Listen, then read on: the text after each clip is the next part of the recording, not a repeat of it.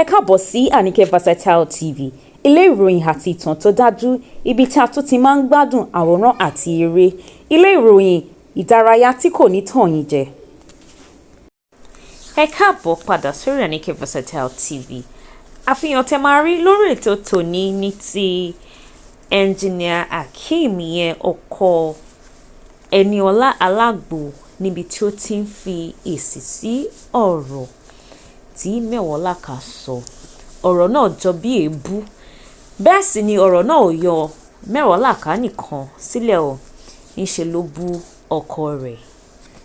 mọ́. Tí ó bá jẹ́ ìgbà àkọ́kọ́ lélẹ́yìí tí ẹ̀ ń ṣalábàápàdé fídíò yìí, ẹ jọ̀wọ́ ẹ bá mi like ẹ̀, kẹ́ bá mi share rẹ̀.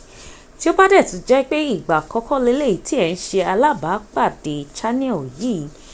ẹ jọ̀wọ́ ẹ dákun ẹ bá mi subscribe sí channel yìí láti túbọ̀ máa mú ìròyìn ní ṣókí wá sí etí ìgbọ̀yìn. Ẹ ṣeun bí ẹ ṣe ń tẹ̀, mo mọ̀ lóore o. Ààrẹ jù báyìí lọ lórí ètò tòní, ó tún di ọjọ́ mi ọjọ́ rẹ o. Proudly Engineer Jigolo ẹ ṣáà ti rí ọmọ aborí bá bò wá ẹ ọmọ òṣì yẹn tẹnu ẹ gbọ́rọ̀ yẹn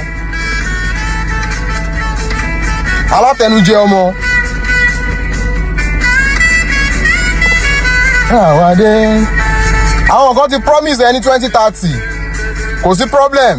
tó bá ti dé bá bó ṣe máa ń dé bá ẹ tó máa ń lé ẹ dànù yẹn mo wà ń lẹ̀ fún ẹ màá Jigolo wọ náà orí ẹ tó kú yẹn ó máa pé tó bá yẹ tó tásìkò tí wọ́n gbọ́dọ̀ ṣe fẹ́ wà before that 2030 ni kò sí problem ṣo mọ̀ pé dọ̀dọ̀ yọ tó gbé sínú mọ́tò lọ́jọ́ yẹn kò lè ṣe bí ọkùnrin mọ́. èyí tí mo rí Engineer Jigolo òkìkí tí mo ní yóò tó Èdùmàrè bá ń wá mi sí Èdùmàrè òkìkí tí mo ní yóò tó Èdùmàrè bá ń wá mi sí Èdùmàrè ó fẹ́ yàwó kejì ó di Jigolo fake engineer ni ó wá jobless kò wá jobless ó dúró sí ṣọ́ọ̀bù kò dúró sí ṣọ́ọ̀bù òkìkí tí mo ní yóò tó Èdùmàrè bá ń wá mi sí Èdùmàrè.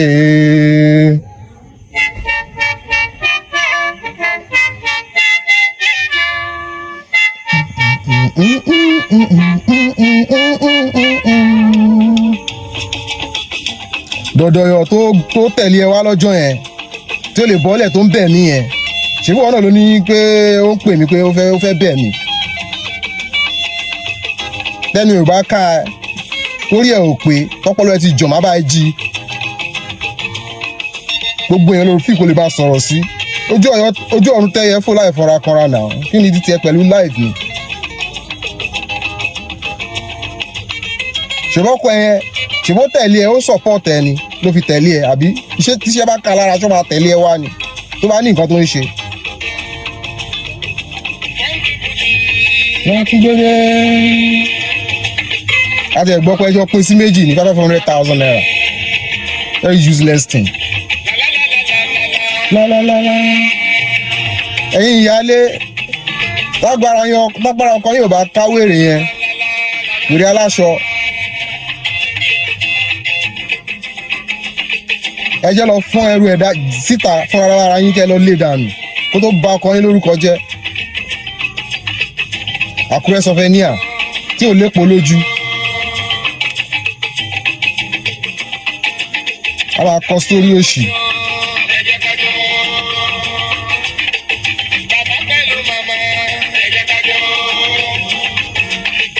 lẹ́nu gbọ́rọ̀ lọ́wọ́ orú yíyan ẹ̀pọ̀ tẹ́sẹ̀ borí ẹ̀pọ̀ on street l'Abuja náà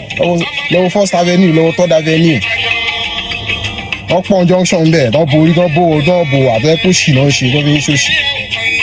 ẹ̀jẹ̀ kájọ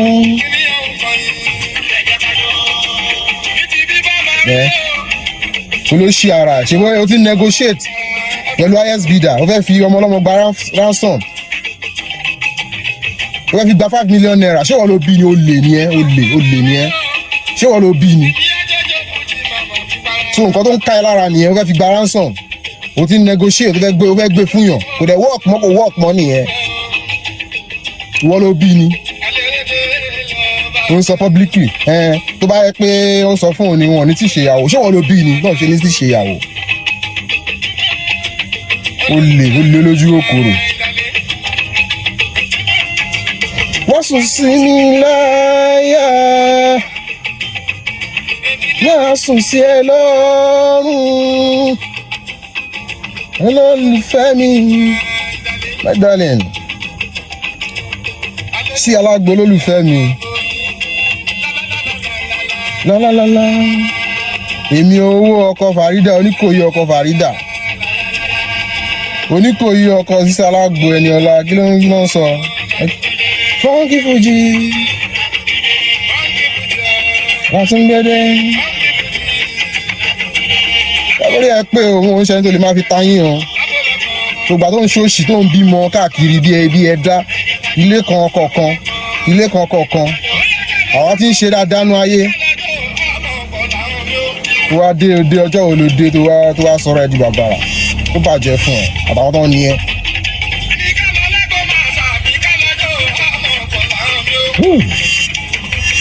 má try ẹ o má tọ́ ọbọ náà ó ń jóyàn nǹkan àìlè o. He is funky. Èyí tí mo rí yẹn ní bàbá sọ́ọ́sì mo lóye he is funky. lóṣù ní ló máa fi tayín ló fi ń kọ story ayé ẹ gan-an ṣé kò sùn ẹ nì. lọ́jà tí mo lóye he is funky. ṣọ́ra ẹ o ọ̀gbẹ́rẹ́ wá.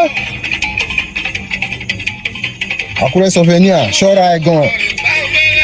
ajá àgbòrò ṣọ́ra ẹ body count ẹ ìwọ gan ló mọ yí ẹ àmọye ọkọ ti ní kó tó lọkọ kan ṣòṣì káàkiri ẹgbẹ́ etí gọ́tà